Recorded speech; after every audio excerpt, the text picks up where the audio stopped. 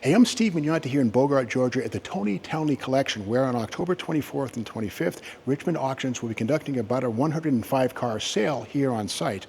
Many of the vehicles here will be sold at no reserve, and one of the special cars from the Ford batch is this 2007 Mustang Shelby GT500 convertible.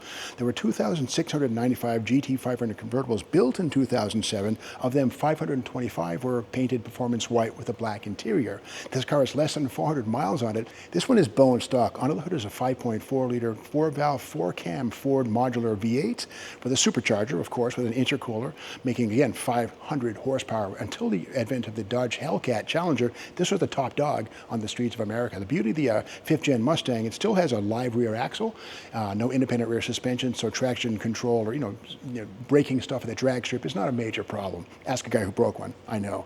But anyway, with that said, 6-speed manual transmissions were the rule in these cars, no automatics, and the beauty of the GT500 kind of rekindles the flames of the 1967 GT500, which was a 428 powered car, and again with even more power for the 21st century. So here we have it right here. Beautiful example. Let's pop the hood and see what we can learn.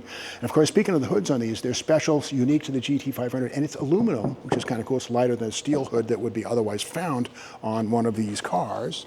Let's pop the handle here. And Brembo brakes all the way around, really exotic aluminum wheels. Pretty much echoed by the Ford GT, similar pattern on the spokes there and here.